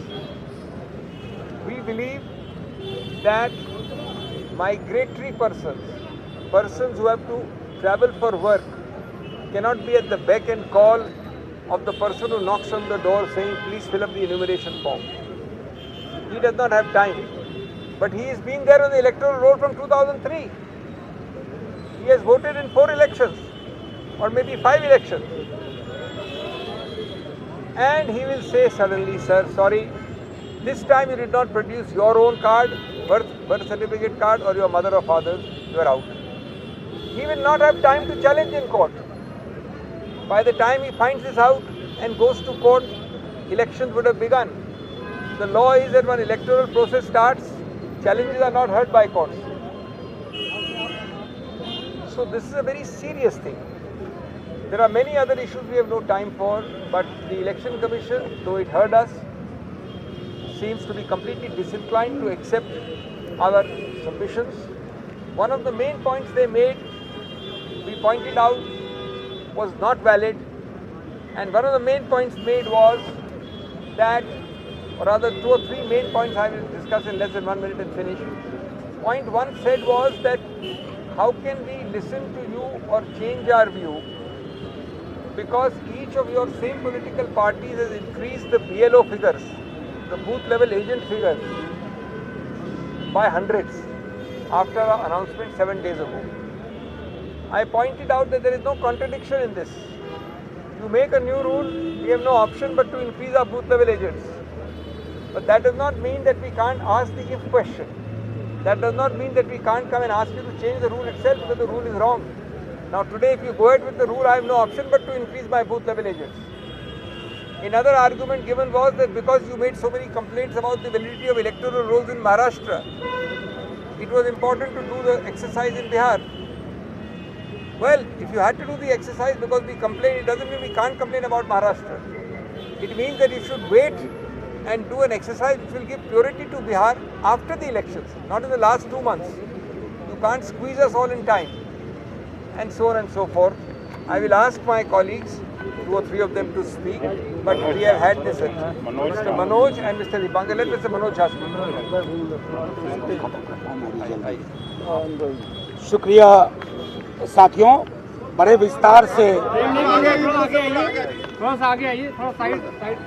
विस्तार से हमारे senior leader Abhishek ji ने बात रख दी है। सिर्फ इतना कहना चाहता हूं, इस मीटिंग को मैं सौहार्दपूर्ण कतई नहीं कह सकता। मेरे पास कोई कारण नहीं है। हम सब ने बिहार की चिंता रखी, गरीब गुरबे दलित पिछड़े अल्पसंख्यक मुसलमानों की चिंता रखी, लेकिन उस चिंता से जो चिंतन की व्युत्पत्ति होनी चाहिए थी उसका अभाव देखा हमने। मैंने कहा कि सौहार्दपूर्ण मैं कतई नहीं कहूंगा। हमने उनको सौंप दिया नेता प्रतिपक्ष तेजस्वी जी का पत्र, जिसमें बिंदुवार कि कैसे ये लोगों को बेदखल करने की साजिश है, निकालने की साजिश है। और मैं आपके समक्ष एक बहुत बात कहता हूं, बातचीत के क्रम में चुनाव आयोग की तरफ से 20% जो पलायन करके बिहार के वासी बाहर रहते हैं, निशाने पे वो भी थे बेदखल करने में। उनमें से कई आप लोग भी होंगे। अगर किसी एक्सरसाइज का पर्पस इंक्लूजन के बदले एक्सक्लूजन हो जाए तो हम क्या ही कहें। हमने अपनी तमाम चिंताएं रखी मौसम को लेकर के। पहला सवाल जिसका जवाब नहीं है उनके पास कि जो चीज 22 बरस नहीं हुई उसको फिर से करने का रैशनल बताइए। कुछ नहीं, कोई जवाब नहीं। आपके कर्मचारी इक्विप्ड हैं, कोई जवाब नहीं। अगर दिक्कत आएगी 1 महीने के अंदर क्या होगा। एलिजिबिलिटी को मार्क करने के जो आपके तरीके हैं वो अधिकांश लोगों के पास वो 11 दस्तावेज नहीं है। हम उनकी बात कर रहे हैं जिनके पास एक अलग से सूटकेस नहीं होता है दस्तावेज रखने का। जो गरीब गुरबा मौसम भी झेल रहा है, एक तरफ सुखाड़ एक तरफ बाढ़, और इसी प्रक्रिया में 1 महीने के अंदर सब होना है। हमने माननीय चुनाव आयोग से कह दिया, अगर आपकी मंशा एक व्यापक पैमाने पर करोड़ों लाखों लोगों को बेदखल करने की है तो ये कहानी यही नहीं रुकेगी, सैलाब सड़कों पर भी होगा। क्योंकि सबसे महत्वपूर्ण राइट है राइट टू वोट, और 1 वोट 1 वैल्यू। चाहे उद्योगपति हो या भूमिहीन किसान हो, अगर आप उसके साथ छेड़छाड़ कर रहे हैं, किसी के इशारे किसी के इरादे, तो उसको खारिज करेंगे। नेता प्रतिपक्ष ने बिहार में भी कहा, चिट्ठी भी भेजी है। हमने एक एक दस्तावेज अपनी चिंताएं अलग अलग साथियों ने जो न्यूज़पेपर्स में लिखा उनको सौंप दिया है। उम्मीद है कि माननीय चुनाव आयोग दीवार पे लिखी इबारत पढ़ेगा कि यह हिंदुस्तान के इतिहास में बेदखल करने की जो साजिश है लाखों लोगों को बिहार में, ये बिहार की अस्मिता का भी सवाल है। डाउटफुल वोटर ढूंढने निकले हो कहां से? बिहार में। ये आपकी मंशा को दिखाता है। बाकी सारी बातें हमारे साथियों ने कही। अब दीपांकर जी, हम चुनाव आयोग को अपनी आपत्ति, आशंका और चिंताओं से अवगत कराने के लिए आए थे और बिहार के लोगों को पता है कि इतना बड़ा डेलीगेशन आज चुनाव आयोग से मिलने गया है। इसलिए सबसे पहले आपके माध्यम से बिहार के मतदाताओं को मैं बता देना चाहूँगा कि चुनाव आयोग से मिलने के बाद, लंबी बातचीत के बाद हमारी आशंका और बढ़ गई है, हमारी चिंताएं और बढ़ गई है, क्योंकि हमारे किसी भी सवाल का कोई सेटिस्फैक्टरी रिप्लाई हमें चुनाव आयोग से बिल्कुल नहीं मिला। जो मनोज जी ने अभी बताया कि चुनाव आयोग ने आंकड़ा दिया कि 20% लोग बिहार से बाहर माइग्रेट करते हैं और चुनाव आयोग ने अब यह कहा कि चुनाव में वोट डालने के लिए आपको ऑर्डिनरीली रेसिडेंट होना पड़ेगा। इसका मतलब वो जो पलायन करके कमाने के लिए बाहर आने के लिए मजबूर हैं और वोट डालने के लिए चुनाव में जाते थे, बिहार में जाकर के वोट डालते थे, चुनाव आयोग की नज़र में वो बिहार के ऑर्डिनरीली रेसिडेंट नहीं है और इसीलिए वोटर लिस्ट में नाम उनका नहीं रहना चाहिए। ये करीब करीब साफ साफ चुनाव आयोग ने बताया, ये 20% का एक आंकड़ा दिया। हमने कहा कि बिहार के इतने सारे गरीब, उनके पास ये सर्टिफिकेट नहीं होगा, ये मैट्रिक का सर्टिफिकेट, ये ज़मीन का सर्टिफिकेट, आवासीय प्रमाण पत्र, कास्ट सर्टिफिकेट, ये कुछ भी नहीं होगा। जो उनके पास हो सकता था वो है आधार कार्ड, वो उनके पास है उनका राशन कार्ड, उनके पास है जॉब कार्ड, उनके पास हो सकता है कुछ नौजवानों के पास ड्राइविंग लाइसेंस, लेकिन आप उनको मान्यता नहीं दे रहे हैं। तो इनके जो 2003 के बाद वाले जिनकी नागरिकता इनके नज़र में संदिग्ध है, ये साफ उन्होंने कहा कि 2003 के वोटर लिस्ट में जिनका नाम है they will be presumed to be citizens of India, और 2003 के बाद जितने नाम चढ़ेंगे वो उनको नागरिकता साबित करनी पड़ेगी चुनाव आयोग को। जितने हमारे नौजवान मतदाता हैं आज के दौर में, छात्र नौजवान जो रोजगार को लेकर सड़क में आते हैं, सवाल उठाते हैं, जो अग्निवीर के खिलाफ प्रदर्शन करते हैं, रोजगार के सवाल पर, पलायन के खिलाफ, आज उनकी नागरिकता चुनाव आयोग के नज़र में संदिग्ध है और साबित करने की आवश्यकता है। और इसीलिए उन तमाम लोगों को ये SIR के बहाने इसको एक सिटीजनशिप टेस्ट में धकेल दिया गया। हमने चुनाव आयोग से साफ साफ कहा कि आपके घोषणा से बिहार के लोगों को नोटबंदी याद आ गई और बिहार के लोग पॉपुलरली इस SIR को स्पेशल इंटेंसिव रिवीजन, बड़ा लंबा चौड़ा नाम है, उसका बहुत छोटा सा नाम लोगों ने दिया है, ये वोटबंदी है। ये वोटबंदी है बिहार के लोगों के लिए, गरीबों के लिए, खासतौर पर प्रवासी मजदूरों के लिए, उन तमाम लोगों के लिए जिनके पास वो कागजात नहीं होते हैं, जिन कागजात के आधार पर अब चुनाव आयोग एलिजिबिलिटी तय करना चाहता है। इसलिए हम आपसे कहने के लिए बाध्य हैं कि हमारी चिंताएं और बढ़ गई हैं। अब मोदी जी ने जैसे कहा था कि 1 साल के बाद कृषि कानून को वापस लेते हुए कि हमारी तपस्या में कोई कमी रह गई थी, हम किसानों को समझा नहीं पाए, तो हमें मोदी जी को ही एक तरह से कह देंगे कि भाई हमारी तपस्या में शायद कोई कमी है, बिहार के लोगों की तपस्या में कमी है कि चुनाव आयोग को हम लोग छोटी सी बात समझा नहीं पाए कि 1 महीने में, जुलाई महीने के अंदर, बरसात के महीने में 8 करोड़ मतदाताओं के पास आप बिल्कुल नहीं पहुंच सकते हैं। वो प्रवासी मजदूर जिनको आप कह रहे हैं कि उनको ऑर्डिनरी रेसिडेंट दिखाना होगा, वो नहीं दिखा सकते हैं और इसका सीधा मतलब होगा लाखों करोड़ों की तादाद में लोग वोटर लिस्ट से बाहर हो जाएंगे और वोटर लिस्ट से लोग बाहर हो जाएंगे तो उनका पूरा इस लोकतंत्र में पूरा वजूद खत्म हो जाएगा।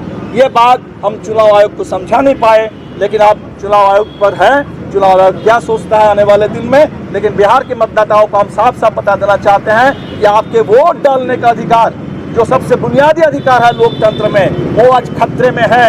आपका वोट, आपके वोट डालने का अधिकार खतरे में है। इससे बड़ा संविधान और लोकतंत्र पर हमला आज तक हमने न कभी सोचा था, न कभी हमने देखा है, जो आज हमारे सामने आ गया है। तो बिहार के लोग जरूर इस पर गौर करेंगे और बिहार ने जो कहा है कि हमें ये वोटबंदी मंजूर नहीं है और मताधिकार और लोकतंत्र की रक्षा हम हर कीमत पर करेंगे। तो बिल्कुल एक बड़े आंदोलन की ज़रूरत है। ये चुनाव आयोग से मिलने के बाद हमें और ज़्यादा इस मामले में भरोसा हो गया कि आंदोलन के बगैर ये बात आगे बढ़ेगी नहीं। सम्मानित सभी लोग, जैसा कि आप जानते हैं कि बिहार में आगामी जो है बिहार विधानसभा का चुनाव, और ये चुनाव के परिप्रेक्ष्य में, चुनाव के बीच में जिस तरह से इलेक्शन कमीशन ने जो है मात्र 25 दिन के तुगलकी फरमान जारी करके बिहार के लोगों के साथ वोट देने के लिए वंचित करने का काम किया है, उसके लिए हम लोग बिहार से और हमारे सभी नेतागण इंडिया गठबंधन के अवगत कराने के लिए आए हैं। लेकिन यहाँ देख करके काफ़ी आश्चर्य हुआ, और देख करके ये आश्चर्य हो रहा था कि अंदर हमारी बातों को, डेलीगेशन को सुनने के लिए भी नहीं तैयार था। हम लोग आधा घंटा 45 मिनट डेलीगेशन अंदर जाने के लिए हम संघर्ष करते रहे। तो इसलिए उसी समय मुझे ये जो है महसूस हो रहा था कि शायद अंदर जाकर के हम बिहार के मतदाताओं के लिए जो बाबा साहेब भीमराव अंबेडकर जी के जो दिए हुए संविधान में अधिकार है, जो हर व्यक्ति को एक वोट देना है, उनके अधिकार छीने जाएंगे। जिस तरह से इलेक्शन कमीशन का जो रवैया है, केवल वो अपनी बातें समझा रहे थे कि जो है इसको फॉर्म कैसे भरना है, कितना दिन में प्रक्रिया पूरा करना है। लेकिन जब हमने कहा कि अभी जो है 18 जून को मानसून ब्रेक करने के बाद बिहार के दिहाड़ी मजदूर के सुखाड़ वाले एरिया, चूँकि वहाँ बिहार जो है दो परिक्षेत्र में वहाँ बटा हुआ है प्राकृतिक रूप से, पहला उत्तरी बिहार और दक्षिणी बिहार। दक्षिणी बिहार में जो है ये प्रकृति पर जो है निर्भर कृषि होती है। वहाँ के लोग पंजाब, हरियाणा और अदर स्टेट में मानसूनी सत्र में आ करके वो अपना बुआई करने आते हैं। तो आप 25 दिन में आज से जोड़े तो मात्र 20 दिन होता है, और उस 20 दिन में वो दिहाड़ी करने वाले लोग के घर पर जब आपके बीएलए जाएंगे और जो आपके कर्मचारी जाएंगे वो नहीं मिलेंगे, तो उनके लिए आपके पास क्या व्यवस्था है? पहली तो मैंने ये कहा। दूसरा जो है ये बातें है कि जब प्राकृतिक आपदा में अभी बाढ़ आने वाली है, सभी नदियाँ उफान पर जो है शुरू हो गई है, तो वैसे हालत में उत्तरी बिहार के जो लोग हैं 70 से 90% लोग बाढ़ से प्रभावित रहते हैं, और उनकी जो प्रभाव से जो पानी जब जाते हैं उनके कटाव से उनकी प्रकृति जहाँ रहते हैं उनकी प्रकृति घर भी कट जाते हैं, और बाद में वो बाढ़ के पानी घटते हैं तो वहाँ पे उनकी अपनी मकानों का अस्तित्व भी खत्म हो जाता है। तो वैसे लोगों के लिए जब आप डॉक्यूमेंटेशन मांगते हैं तो वैसे लोग कैसे अप्रूव करेंगे? ज़मीन के डॉक्यूमेंटेशन मांगते हैं तो आप जो है कहीं ना कहीं इस पर आपको जो है उनको एग्जम्पशन करना चाहिए। लेकिन इलेक्शन कमीशन द्वारा किसी भी पॉजिटिव सवाल के जवाब नहीं मिले, इसलिए आने वाला समय में जो बिहार के जो 8 करोड़ हमारे मतदाता हैं, वो 8 करोड़ मतदाता में से जैसा कि उनकी बातों से ये सहमत में आया कि ये 20% पहले ही डिसाइड कर चुके हैं कि 20% वोटर को हम वोट देने से वंचित करेंगे। इसलिए हम लोग इंडिया गठबंधन के लोग, खास करके बिहार में इंडिया गठबंधन के लोग, हम एक चुनौती ये समझते हैं और वोटरों को मताधिकार के अधिकार के लिए हम लोग रक्षा करने के लिए तैयार हैं। बहुत बहुत धन्यवाद, थैंक यू। आपको अपना प्रोग्राम दिखाया अब देखिए, अभी हमने आपको leave that to us. Thank you. तो सुन रहे थे आप यहाँ साफ साफ, पहले मनोज झा, उनके बाद दीपांकर भट्टाचार्य, उनके बाद राजेश राम जो कांग्रेस पार्टी के बिहार के प्रदेश अध्यक्ष हैं, और उनकी बात अभी आप सुन रहे थे। और साफ साफ यहाँ कहा जा रहा है कि अब इसके बाद आंदोलन, इसके अलावा कुछ नहीं। दीपांकर भट्टाचार्य का इसी मसले पे एक बहुत ही शानदार इंटरव्यू इस कार्यक्रम के बाद आप सुनेंगे, पॉडकास्ट इंटरव्यू इसी मसले पे, इसी कार्यक्रम के बाद आप दीपांकर भट्टाचार्य को सुनेंगे। मार्क्सवादी लेनिनवादी यानी माले जो बिहार में है 12 सीटों के साथ अगर कम्युनिस्ट वामपंथियों की बात करें तो 16 सीटें पिछली बार 2020 में मिली थी, जिसमें से 12 सीटें माले को आई थी। और उसी के जनरल सेक्रेटरी हैं दीपांकर भट्टाचार्य, जो अपनी बात रख रहे थे, जो कह रहे थे कि अब आंदोलन के सिवा कुछ नहीं है। उनका इंटरव्यू, पॉडकास्ट इंटरव्यू थोड़ी देर बाद, इसी कार्यक्रम के बाद आप सुनिए, देखिए। लेकिन आना चाहता हूं जल्दी से प्रेम कुमार जी, जल्दी, समय कम है आप लोगों के पास, एक 2 मिनट। और ये अब मामला किस दिशा में जाता हुआ दिखाई दे रहा है, क्योंकि चुनाव आयोग अपनी पे आ गया है, इसे कह सकते हैं कोटेड, यानी हद को पार करना, उस रेखा को पार कर जाना जहां संवैधानिक दायित्वों का निर्वहन जहां होता है और जहां थोड़ा सा यह देखा जाता है कि नहीं, संविधान यह कहता है यही करना चाहिए, यहां संविधान किनारे हम जो चाहते हैं वो करेंगे, और यहां से एक जिसको डिक्टेटरशिप कहते हैं उस दिशा में जाता हुआ देश दिखाई दे रहा है। और अगर चुनाव आयोग ऐसा कर रहा है तो इससे दुखद और कुछ नहीं हो सकता, क्योंकि आपके हमारे पास सिर्फ और सिर्फ इस देश के नागरिक होने के अलावा एक जो सबसे बड़ी चीज इस लोकतंत्र को बचाने का जो जिम्मा आपके हमारे पास है प्रेम कुमार जी, वो है वोट देने का अधिकार। और उसी अधिकार को अगर छीना जाए, जैसे कहा जा रहा है कि जो लोग बाहर हैं, जहां हैं वहां के वोटर होंगे, वो बिहार के वोटर नहीं होंगे, 20% ऐसे लोग हैं, साफ चुनाव आयोग कह रहा है। प्रेम कुमार जी। जी राजीव जी, सबसे पहले तो मुझे लगता है अब तुरंत इमीडिएट बिहार बंद, यही राजनीतिक कॉल होना चाहिए, तत्काल बिहार बंद, और फिर यह देश बंद तक भी जाना चाहिए। लेकिन जो बात बिहार से शुरू हुई है और जिस रूप में बात सामने आई है, वो ये है कि बिहार के लोगों के वोट के अधिकार छीने जा रहे हैं। ये अधिकार आगे भी दूसरे राज्यों के छीने जाएंगे, और नियम को इस तरह से बनाना कि कोई नियम ही ना रह जाए। भाई नेता मिलने गए तो वहां पे मीटिंग के वक्त बताओगे कि कौन मिल सकता है, अध्यक्ष मिलेगा कि उपाध्यक्ष मिलेगा, ये पहले आप क्या बता दिए होते कि अमुक अमुक लोगों से मिलेंगे। तो नियम आप उस वक्त बना रहे जब कोई नियम ही ना रह जाए, ऐसे नियम बना रहे।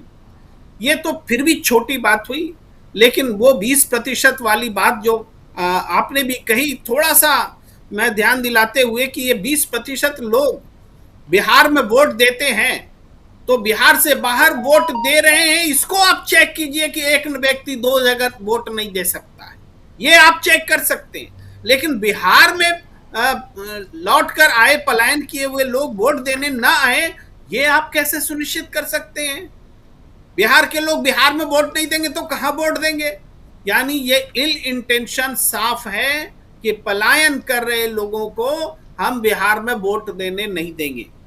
वोट बंदी जो नाम आया है, वोट बंदी वास्तव में ये वोट बंदी का ही कार्यक्रम है, और बिहार के चुनाव का जो एक सूत्र वाक्य है, मुद्दा, वो मुद्दा तय हो गया है कि क्या चुनाव ही खत्म करने की तैयारी है, क्या बिहार के चुनाव को लूटने की तैयारी है, क्या बिहार के लोगों को वोट देने से वंचित करने की तैयारी है, क्या लोकतंत्र की जबरदस्ती हत्या की जाएगी, गला घोटा जाएगा।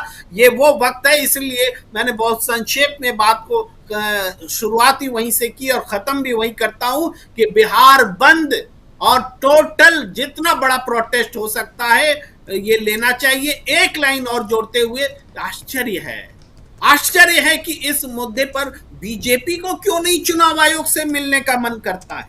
क्यों बीजेपी और चुनाव आयोग एक ही तरफ खड़ी दिखती है? क्या बीजेपी ये करा रही है? क्या बीजेपी का ये मानना है कि 20% लोगों को वोट नहीं देना चाहिए? बीजेपी का ये मानना है कि बिहार के लोगों को वोट देने से वंचित किया जाए, इसके लिए नियमों का पुलिंदा बना दिया जाए? ये सवाल अब जनता के बीच है, जनता के पास सड़क पर उतरने के सिवा कोई चारा नहीं है। जी जी जी जी, जल्दी से धनंजय जी, प्रेस कॉन्फ्रेंस सुन रहे थे आप। देखिए, दीपांकर भट्टाचार्य और जो दोनों ने कहा, मनोज झा जी ने, वो सारी चीजें स्पष्ट कर दी। और जो सबसे बड़ा सवाल है वो मैं पहले भी यही बोल रहा था कि आप जो है ये नहीं चाह रहे हो कि लोग वोट दें। क्यों नहीं चाह रहे हो वोट दें? इसलिए नहीं चाह रहे हो कि आपको पता है कि अगर सब लोग यहाँ वोट करेंगे तो आपकी सीट नहीं जीती जा सकेगी आपसे, आप बुरी तरह हारोगे। तो तमाम जो हथकंडे होते हैं सब अपना लिया है। बाकी जो प्रेम भाई कह रहे हैं वो राजनीतिक कॉल होना चाहिए, और राजनीतिक कॉल नहीं बल्कि आम आदमी को खिलाफ खड़ा होना चाहिए। हमारा वोट तुम कैसे काट दो? शहरों में जो रह रहे हैं क्या उनके वोटर लिस्ट पे नाम रहेंगे? बताइए, उनका स्थायी नहीं है। कितने लोग रेंट पे रहते हैं, बताइए उनका वोट कैसे बनेगा? मुंबई में मेरा अराउंड 95 से मैं वोट देता हूँ। मेरा वोटर आईडी कार्ड जो है 3 बार कैंसिल हो चुका है। अभी जो मेरा नाम है वोटर लिस्ट में वो मेरे नाम पे नहीं है। मेरा सरनेम पूरा बदल दिया गया है, एड्रेस सही नहीं है। आप एक बदलाने जाइए दूसरा हो जाएगा, दूसरा। मेरे जैसे पढ़े लिखे आदमी का, भीड़ जाने वाले आदमी का, आम आदमी का क्या हाल होगा इसका अंदाजा लगे। तो ये जो और एक सवाल उठा रहे हैं प्रेम कुमार जी कि भाई बीजेपी के लोग क्यों नहीं गए, उनको चिंता नहीं है कि सब लोगों को वोट देना चाहिए। इसका मतलब दोनों मिल करके, चुनाव आयोग अपनी तरफ से कुछ नहीं कर रहा है, सब बीजेपी कर रहा है। और बीजेपी को पता है कि बिहार में उनकी जगह नहीं है, तो लूट पाट जो करना है कर लो। अब बिहार की जनता को ये सामने चुनौती है कि वो इमरजेंसी से लड़ रहे हैं या किससे लड़ रहे हैं। जी बिल्कुल बिल्कुल। हेमंत कुमार जी क्या कहेंगे? क्या आप तो चूंकि पटना में हैं बैठे हुए, और यहाँ दिल्ली में जो चल रहा है गहमा गहमी आपने देख लिया, इस पर आपकी प्रतिक्रिया क्या? अब बिहार बंद की तरफ हम देखेंगे, बिहार में आंदोलन, नए आंदोलन की तरफ बिहार को जाते हुए देखेंगे?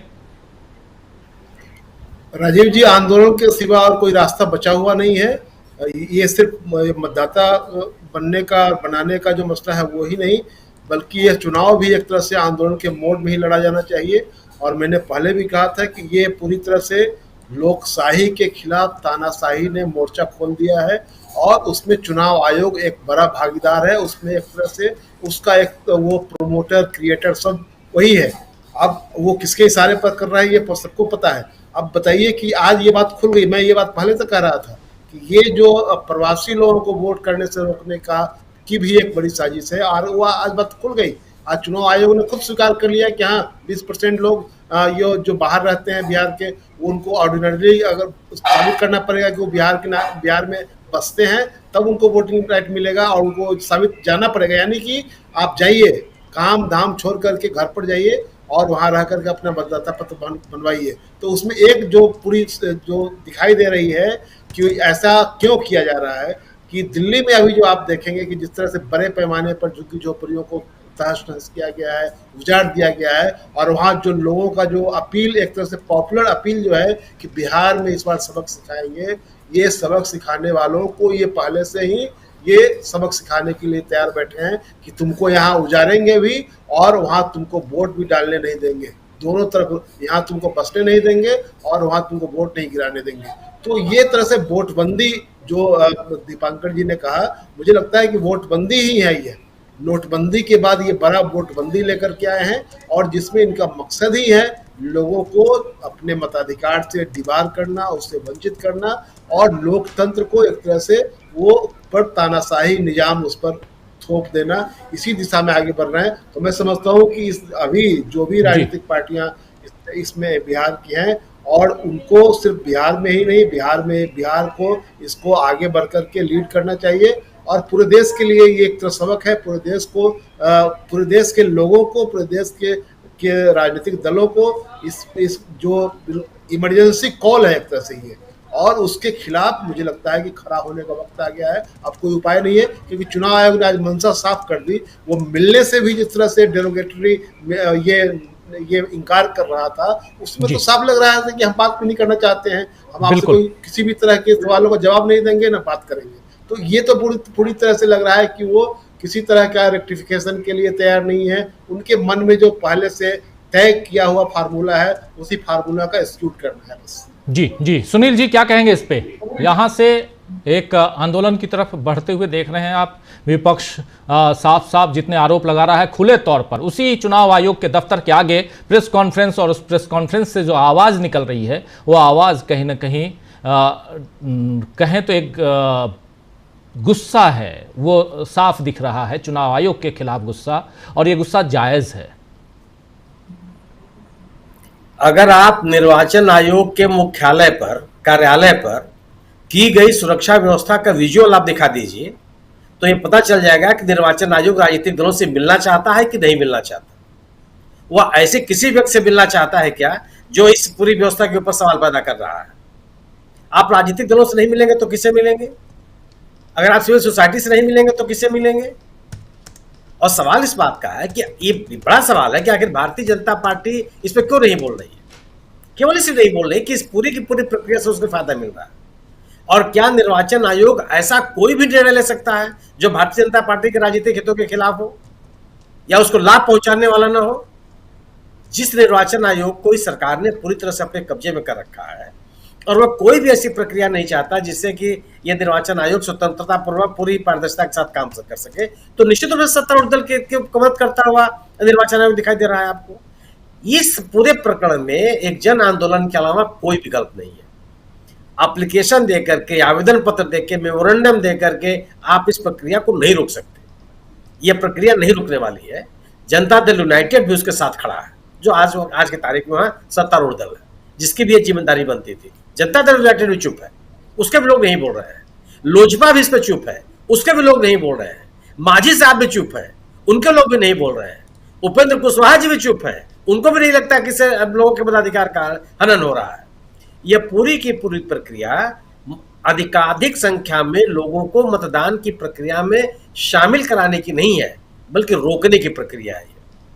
अगर आप आधार कार्ड, एक समय से यही निर्वाचन आयोग कह रहा था कि आधार कार्ड से मतदाता सूची को जोड़ा जाएगा, जिससे फर्जी मतदाताओं को रोका जा सके और एक ही मतदाता बार बार वोट डालने पाए।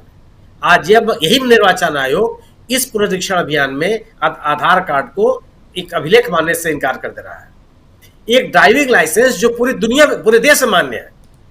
एक लाइसेंस अगर आपका बिहार राज्य बना है तो ड्राइविंग लाइसेंस आपको इस देश के किसी भी राज्य में मान्य है। वह ड्राइविंग लाइसेंस आपके अपने गांव में, अपने शहर में, अपने मोहल्ले में आपके पक्ष में एक अभिलेख नहीं है। निर्वाचन आयोग उसको नहीं मानता। राशन कार्ड, जिस राशन कार्ड के बदौलत 80 करोड़ लोगों को आप राशन दे रहे हैं, उस राशन कार्ड को भी निर्वाचन आयोग अभिलेख नहीं मानता। तो आखिर यह निर्वाचन आयोग चाहता क्या है? जी। पासपोर्ट को अभिलेख मानता है, जिसकी संख्या न्यूनतम है पूरे राज्य में। जाति प्रमाण पत्र को आधार मानने वाले आप कौन होते हैं और क्यों मांगेंगे आप? जन प्रतिनिधित्व कानून के तहत कहां इन अभिलेखों का उल्लेख किया गया है? केवल आपकी उम्र 18 साल होनी चाहिए। यह देश जो लोगों की अधिकाधिक संख्या में भागीदारी करने के लिए चुनाव की प्रक्रिया में 21 साल से उम्र घटा करके 18 साल करने का ऐतिहासिक निर्णय लिया, आज उसी देश में लोगों को मतदान से वंचित करने की कोशिश की जा रही है। इस पूरे अभियान को रोकने के लिए, इसमें परिष्कृत करने के लिए और इस लोकतंत्र विरोधी निर्णय को रोकने का केवल तरीका है कि लोग आंदोलन करें। राजनीतिक दलों के बयानबाजी से भी निर्वाचन आयोग रुकने वाला नहीं है। निर्वाचन आयोग राजनीतिक दलों के साथ किस तरह से व्यवहार कर रहा है, या आज अभी जो शिष्टमंडल मिलने गया था उससे, और पूरे निर्वाचन आयोग के सामने जो तामझाम है उसको देख करके आप अंदाजा लगा सकते हैं। यह बिहार में की जा रही जो कोशिश है निर्वाचन आयोग की, वह राजनीतिक दलों को समान अवसर देने की कोशिश नहीं है। निर्वाचन को स्वतंत्र और निष्पक्ष कराने की कोशिश नहीं है। जनता के मतदान, उस देश के, उस राज्य के निवासियों के मतदान से सरकार बनाने का, जनादेश के आधार पर सरकार बनाने का प्रयास नहीं है, बल्कि अपनी इच्छा के अनुसार मतदाता सूची तैयार करना है और उन मतदाताओं के जनादेश पर सरकार बनाने की कोशिश है। इसका पुरजोर विरोध होना चाहिए।